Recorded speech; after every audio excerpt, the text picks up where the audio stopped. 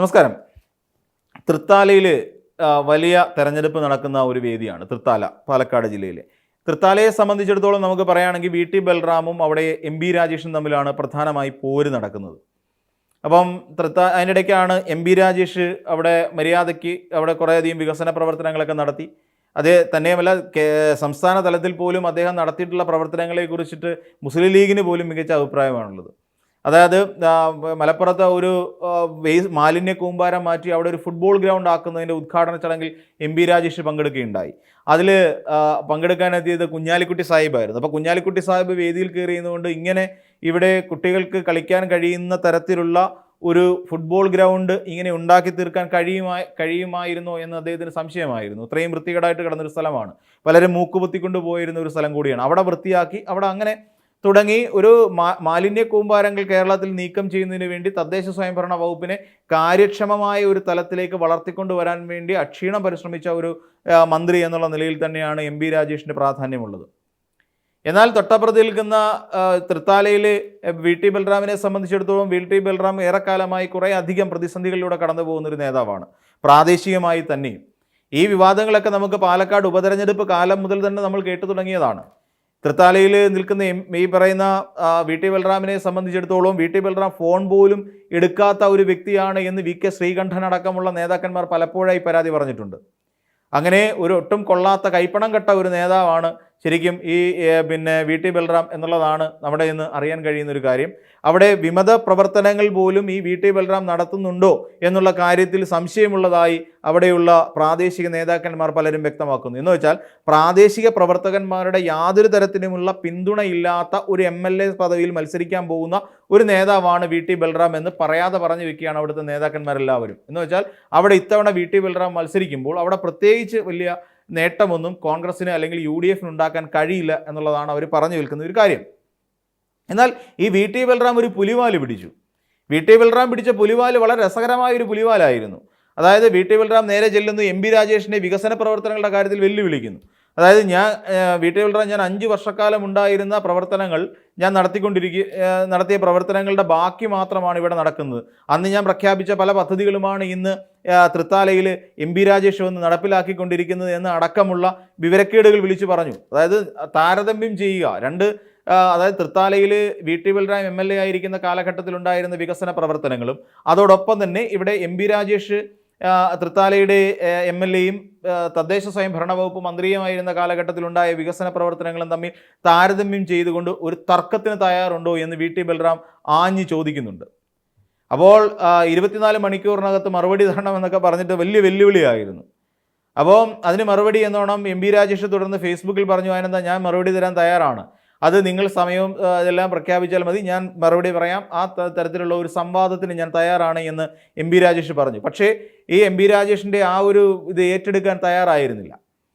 തൃത്താലയിൽ ഈ പറയുന്ന V T Balram ഏറ്റെടുക്കാൻ തയ്യാറാവാതെ പറഞ്ഞു ഔദ്യോഗികമായി ക്ഷണിക്കണം എന്ന് പറഞ്ഞു.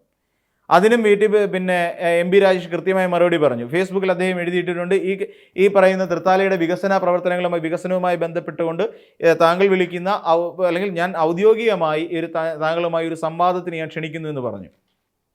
എന്നാൽ അതേസമയം ഈ വി ടി ബൽറാം പിന്നീട് ഒരു പൊതു മധ്യത്തിൽ നിന്നുകൊണ്ട് ഇതുമായി ബന്ധപ്പെട്ടുകൊണ്ട് കേരളത്തിൽ നടത്തിയ വികസനങ്ങളുമായി ബന്ധപ്പെട്ടുകൊണ്ട് ഈ പറയുന്ന മുഖ്യമന്ത്രി പിണറായി വിജയന് വി ഡി സതീശനുമായി ഒരു തുറന്ന സംവാദത്തിന് തയ്യാറുണ്ടോ എന്നായിരുന്നു അടുത്ത ചോദ്യം. അപ്പോൾ ഇത് ചോദ്യം വെല്ലുവിളിക്കുമ്പോൾ തരത്തിന് നോക്കി വെല്ലുവിളിക്കണം ബൽറാമെ എന്ന് പറയേണ്ടി വരും. ഇപ്പം നമ്മൾ മനസ്സിലാക്കേണ്ട ഒരു കാര്യം, ഈ പറയുന്ന എം ബി രാജേഷ് അടക്കമുള്ള വി ഡി സതീശൻ അടക്കമുള്ള ഒരു വലിയ ഗ്രൂപ്പായിരുന്നു നിയമസഭ എന്ന് പറയുന്ന ഒരു വലിയ സ്ഥലത്തുണ്ടായിരുന്നത്. ആ ഒരു കെട്ടിടത്തിനകത്ത് പലതരത്തിൽ സമ്മേളനങ്ങൾ കൂടി, നിയമസഭാ സമ്മേളനങ്ങൾ പലത് കഴിഞ്ഞു. എന്നിട്ട് ഏറ്റവും ഒടുവിൽ നടന്ന നിയമസഭാ സമ്മേളനത്തിൽ പോലും സർക്കാരിൻ്റെ വാദങ്ങൾക്കെതിരായിട്ടോ അല്ലെങ്കിൽ ഒരു അടിയന്തര പ്രമേയം സർക്കാരിനെതിരായി നിർത്തിക്കൊണ്ട് വിജയിപ്പിക്കാനോ സാധിക്കാതെ കടന്നുപോയ ഒരു പ്രതിപക്ഷം ഉണ്ടായിരുന്നെങ്കിൽ അത് ഒരുപക്ഷെ രമേശ് ചെന്നിത്തല വി ഡി സതീശൻ്റെ നേതൃത്വത്തിലുള്ള ഒരെണ്ണമായിരുന്നു എന്ന് പറയേണ്ടി വരും. പല കാര്യങ്ങളും ഉയർത്തിക്കൊണ്ടുവന്നു. ആരോഗ്യ മേഖലയുമായി ബന്ധപ്പെട്ടുകൊണ്ട് അടിയന്തര പ്രമേയം അവതരിപ്പിച്ചു. അവിടെ നടക്കുന്ന വികസന പ്രവർത്തനങ്ങളെക്കുറിച്ചുള്ള ഡിബേറ്റ് തന്നെ ആയിരുന്നേ വി ടി ബൽറാമേ. ആരോഗ്യ മേഖലയെക്കുറിച്ചൊരു അടിയന്തര പ്രമേയം അവതരിപ്പിക്കുമ്പോൾ അവിടെ നിന്നുകൊണ്ട് കൃത്യമായി ആരോഗ്യ മേഖലയിൽ നടന്നിട്ടുള്ള ഇതുവരെയായി നടന്നിട്ടുള്ള എല്ലാ പ്രവർത്തനങ്ങളെക്കുറിച്ചും എല്ലാ നടപടികളെക്കുറിച്ചും എല്ലാ പുരോഗമനപരമായ പ്രവർത്തനങ്ങളെയും വികസന പ്രവർത്തനങ്ങളെയും കുറിച്ച് വീണ ജോർജ് എന്ന് പറയുന്ന മന്ത്രി, ആരോഗ്യമന്ത്രി വളരെ കൃത്യമായി ക്ലാസ് എടുത്ത് കയ്യിൽ കൊടുത്തില്ലേ? കൃത്യമായി ക്ലാസ് എടുത്ത് കയ്യിൽ കൊടുത്തു. അപ്പോഴെന്തുകൊണ്ടാണ് ഇതിനെയൊന്നും എന്താ പറയുക നിശിതമായി ഖണ്ഡിക്കാൻ പ്രതിപക്ഷത്തിരുന്ന ഒരു നേതാക്കന്മാർക്ക് പോലും കഴിയാതിരുന്നത്? എന്തിനേറെ വി ഡി സതീശന് പോലും കഴിയാതിരുന്നത്? അടിയന്തര പ്രമേയത്തിന് സാധാരണ അനുമതി നിഷേധിക്കുമ്പോഴാണല്ലോ പ്രതിപക്ഷം വാക്കൗട്ട് നടത്തുന്നത്. അത് വി ടി ബൽറാം പലപ്പോഴും ശ്രദ്ധിച്ചിട്ടുണ്ടാവും തോന്നുന്നു. അടിയന്തര പ്രമേയത്തിന് അനുമതി നിഷേധിക്കുമ്പോൾ സാധാരണഗതിയിൽ പ്രതിപക്ഷം അവിടെ നിന്ന് വാക്കൗട്ട് നടത്താറുണ്ട്, സ്വാഭാവികമായ ഒരു പ്രക്രിയ. എന്നാൽ ഇവിടെ അടിയന്തര പ്രമേയത്തിന് അനുമതി നൽകുമ്പോഴാണ് ഇവിടെ പ്രതിപക്ഷം വാക്കൗട്ട് നടത്തിക്കൊണ്ടിരുന്നത്. അതെന്തുകൊണ്ടാണ് എന്ന് വി ടി ബൽറാം എപ്പോഴെങ്കിലും ആലോചിച്ചിട്ടുണ്ടോ? ആ അടിയന്തര പ്രമേയം അവതരിപ്പിക്കുമ്പോൾ സ്വാഭാവികമായും അതിനെ കൃത്യമായി പ്രതിരോധിക്കാൻ അവിടുത്തെ അല്ലെങ്കിൽ പ്രതിപക്ഷ നേതാക്കന്മാർക്ക് കഴിയാതെ പോയതിൻ്റെ പ്രശ്നമാണെന്നേ. വ്യവസായ വകുപ്പുമായി ചേർന്നുകൊണ്ട് അവിടെ നടക്കുന്ന കാര്യങ്ങളുമായി ബന്ധപ്പെട്ടുകൊണ്ടും അടിയന്തര പ്രമേയം അവതരിപ്പിച്ചിട്ടുണ്ട്. വിദ്യാഭ്യാസ മേഖലയുമായി ബന്ധപ്പെട്ടുകൊണ്ട് അടിയന്തര പ്രമേയം അവതരിപ്പിച്ചിട്ടുണ്ട്. അതല്ലാതെ പോലീസ് അട്രോസിറ്റീസുമായി ബന്ധപ്പെട്ടുകൊണ്ട് ഇവിടെ കേരളത്തിൽ അടിയന്തര പ്രമേയം നിയമസഭയ്ക്കകത്ത് അവതരിപ്പിച്ചിട്ടുണ്ട്. അങ്ങനെ സർവ്വതോന്മുഖമായ സർവ്വമേഖലകളെയും സ്പർശിക്കുന്ന തരത്തിലുള്ള അടിയന്തര പ്രമേയങ്ങളെല്ലാം നിയമസഭയ്ക്കകത്ത് ചർച്ച ചെയ്തിരുന്നുവെങ്കിൽ തന്നെയും അവിടെ എല്ലാം പരാജയപ്പെടുന്ന കാഴ്ചയല്ലേ കണ്ടത്? അതൊരു തുറന്ന സംവാദത്തിനുള്ള വേദി തന്നെ ആയിരുന്നില്ലേ? ഈ സംവാദം ഒരു ഘട്ടത്തിൽ പോലും വി ടി ബൽറാം കണ്ടിരുന്നില്ലേ എന്നുള്ളതാണ് ചോദ്യം. അപ്പോൾ അങ്ങനെ കണ്ടിരുന്നെങ്കിൽ ഈ രീതിയിൽ പ്രതിപക്ഷ നേതാവിനെ കുരുക്കിലാക്കുന്ന രീതിയിൽ ഇങ്ങനൊരു പ്രസ്താവന നടത്തില്ലായിരുന്നു. അപ്പോൾ വി ഡി സതീശനോട് എന്തെങ്കിലും വി ടി ബൽറാമിന് ദേഷ്യമുണ്ടോ എന്നുള്ളത് നമ്മൾ സംശയിക്കേണ്ടിയിരിക്കുന്നു. കാര്യം പിണറായി വിജയൻ വികസനവുമായി ബന്ധപ്പെട്ടുകൊണ്ട് ചർച്ചയ്ക്ക് തയ്യാറാണ് എന്ന് വി ഡി സതീശനോട് ഒരു വാക്ക് പറഞ്ഞു കഴിഞ്ഞാൽ തീർന്നു സതീശൻ്റെ ഗ്യാസ്. വി ഡി സതീശൻ വികസനവുമായി ബന്ധപ്പെട്ടുകൊണ്ട് ചർച്ച ചെയ്യാനിരിക്കുമ്പോൾ കഴിഞ്ഞ ദിവസം നമുക്കറിയാം ഇവിടെ മാധ്യമപ്രവർത്തകരുടെ മുന്നിലിരുന്നു കൊണ്ട് പറഞ്ഞ ഒരു വലിയ പൊള്ളത്തരം നമ്മൾ കേട്ടുകൊണ്ടിരിക്കുകയാണ്. സർക്കുലർ ഇക്കണോമി എന്ന് പറഞ്ഞുകൊണ്ട്. എന്താണ് സർക്കുലർ എക്കണോമി എന്നുള്ള കാര്യം എക്കണോമിക്സ് പഠിച്ച ഒരുമാതിരിപ്പെട്ട ചെറുപ്പക്കാർക്കെല്ലാം അറിയാം. എന്നിരുന്നിട്ട് പോലും എന്തിനാണ് ഈ സർക്കുലർ ഇക്കണോമി എന്ന് പറഞ്ഞുകൊണ്ട് ജനങ്ങളുടെ കണ്ണടപ്പിക്കാൻ ശ്രമിക്കുന്നത്? എന്താണ് സർക്കുലർ ഇക്കണോമി ശരിക്കും? അപ്പം സർക്കുലർ എക്കണോമി എന്ന് പറയുന്നതിൻ്റെ യഥാർത്ഥ പൊരുൾ ഇന്നതാണെന്നിരിക്കെ അതിന് മറുത്തൊരു അർത്ഥമുണ്ട് എന്നുള്ള തലത്തിൽ എങ്ങനെയാണ് വി ഡി സതീശൻ എന്ന് പറയുന്ന നേതാവിനെ കൊണ്ട് ലാൻഡ് ചെയ്യിക്കാൻ സാധിക്കുന്നത്?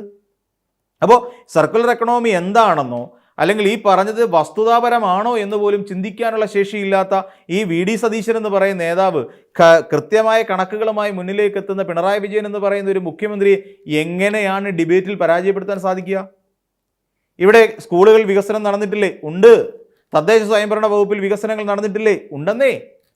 അതോടൊപ്പം തന്നെ ഇവിടുത്തെ ആശുപത്രികളിൽ വികസനം നടന്നിട്ടില്ലേ? ഉണ്ട്.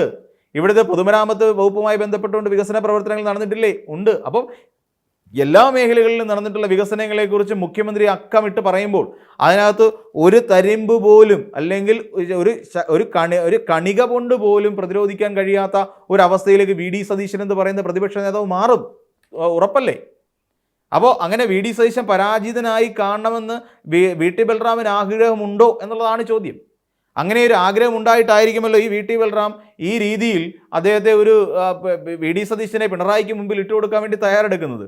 അപ്പോൾ ചുരുക്കി പറഞ്ഞാൽ വെല്ലുവിളിച്ചെങ്കിലും എം പി രാജേഷ് ആ വെല്ലുവിളി ഏറ്റെടുക്കുമെന്ന് ഒരുപക്ഷെ വി ടി ബൽറാം ചിന്തിച്ചിട്ടുണ്ടാവില്ല.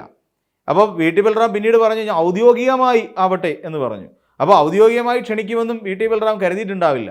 അപ്പോൾ എങ്ങനെയെങ്കിലും ഇതിൽ നിന്ന് ഒളിച്ചോടണമല്ലോ. പിന്നീട് ഇങ്ങനെ ഒരു ഡിബേറ്റിന് തൃത്താലയിലെ ജനങ്ങളുടെ മുമ്പിലേക്ക് വന്നു നിന്നുകൊണ്ട് ഒരു പരസ്യമായ ഡിബേറ്റിന് എം പി രാജേഷ് തയ്യാറാകുമ്പോൾ തീർച്ചയായിട്ടും തൻ്റെ തൊലി ഉരിഞ്ഞു പോകുമെന്നുള്ള കാര്യം വി ടി ബൽറാമിന് അറിയാം. അതുകൊണ്ട് തന്നെ ഇനിയിപ്പോൾ എന്താ എനിക്ക് കിട്ടിയതോ കിട്ടി, ഇനി വി ഡി സതീശനെങ്കിലും കിട്ടിക്കോട്ടെ എന്ന് കരുതിയിട്ടാവും വി ഡി സതീശനെ മുഖ്യമന്ത്രി പിണറായി വിജയൻ്റെ മുന്നിലേക്ക് ഇട്ടുകൊടുക്കുന്നത് എന്നാണ് തോന്നുന്നത്. അപ്പോൾ എന്തായിരുന്നാലും വി ഡി സതീശൻ ഒന്ന് ശ്രദ്ധിക്കുക, വി ടി അത്ര നല്ല പിള്ളയൊന്നുമല്ല.